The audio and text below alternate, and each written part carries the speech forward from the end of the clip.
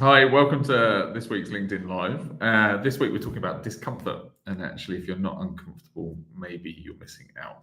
I'm Ash Ross. I'm an executive coach. I work with a range of individuals and teams across a variety of different businesses. And what I try to do each week is talk about topics that I notice coming up in my coaching sessions, and even some of the topics that come up in my teams. So this week, it's really about discomfort and how we are with discomfort, whether or not we're comfortable moving towards it, if it's something that we subconsciously move away from. It's a big part of growth. It's something that I see in my clients, but it's also something I've really experienced on a personal level. Very early in my career, particularly moving into my first manager's role, there were lots of things that created discomfort to the point of anxiety, stress, like not wanting to be in certain situations. And it's something I really had to learn to get comfortable with or see what the benefit was on the back of it to help me move in the direction I wanted to go. Discomfort can be something that we subconsciously move away from. So within ourselves, we operate within something within a comfort zone. The best way I like to describe it is that if you imagine a circle, we sit in the middle of that circle and we're always trying to be in that space. Sometimes when we want to do something different, though, we have to go to the edge of that circle or maybe even beyond. And that's where the discomfort can start to appear. A lot of that discomfort is just internal signaling saying, don't go there, don't do this isn't going to be fun, you may get exposed, this may be going on.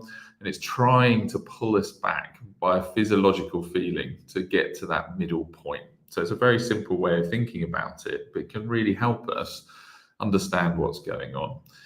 Another way to think about discomfort is sometimes we get nerves that can lead into anxiety. So there's in sport, they talk a lot about arousal curves, and it applies in business and in life in general. So if you imagine a curve, there's a steep sort of curve, and it comes up and it hits a peak. And what an arousal curve is describing is that discomfort, the feeling of nervousness, is actually getting us ready to perform. And then we hit that peak, and if we go too far, we tip over the edge. So, how do we start to get comfortable with that discomfort? What does it actually mean to us? The first thing is to recognize it and normalize it.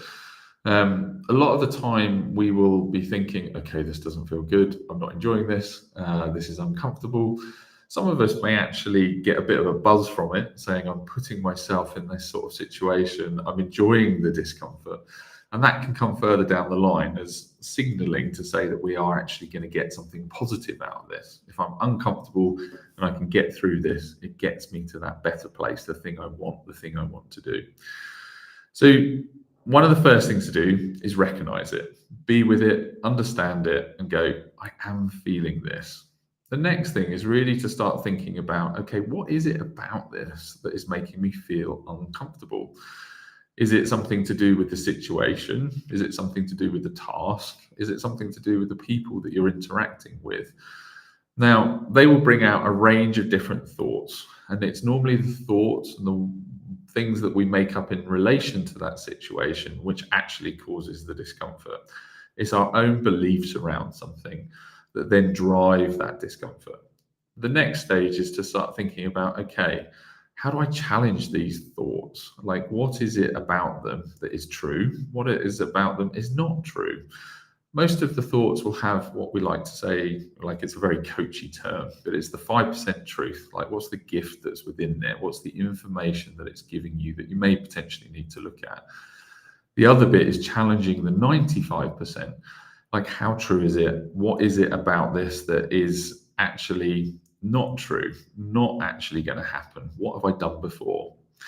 And the final stage is to start thinking about, okay, if I don't do this, what am I missing out on? Like, it's building the importance of the sort of benefit that you're going to get. So it helps you move through the discomfort.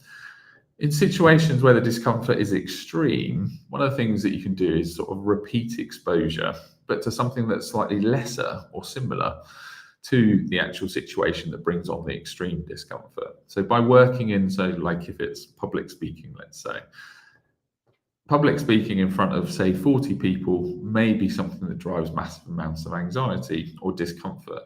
Public speaking, maybe to 3 or 4 people, will still drive that discomfort, but not necessarily at the same sort of level. So it's almost finding ways to, how do I have repeat exposure that moves me through this, so I get used to this feeling, but I also start to teach myself that I can do it. By taking some of these strategies or these approaches to it, normalizing the feeling, it actually allows us to get the benefits, because in that discomfort, it challenges some of the strategies that we have. Does this still work? Does the direction I'm taking, is it appropriate in these types of scenarios?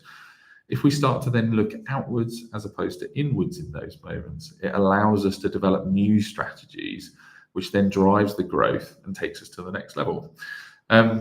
It's very normal. All of us feel it in some way or another, but it can be a cue where we go, I'm feeling uncomfortable. This is a good thing. This is moving me towards something I want, or something I want to achieve. So that was this week's topic. I'm currently in a very sunny Switzerland, which may be why there's a different backdrop, a bit of an echo. Next week, I'll be back in the UK, and it'll come with another topic. Have a good weekend when you finally get there. Any questions, please drop them in the text underneath, and I'll answer them after this call.